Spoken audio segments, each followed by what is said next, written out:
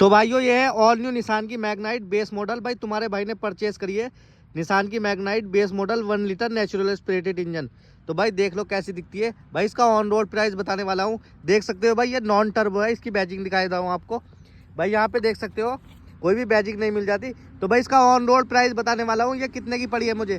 भाई इसके on road price की बात करें तो ये पड़ी है भाई मुझे 6,70,000 रुपये की ऑन रोड। गाइस आप भी कमेंट करके बताना कहाँ से वीडियो देख रहे हो, आपके यहाँ पे कितने की पड़ रही है। भाई UP20 में पड़ी है मुझे 6,70,000 रुपये की ऑन रोड। कैसी लगी गाइस वीडियो कमेंट करके बताना। चैनल को सब्सक्राइब कर लो।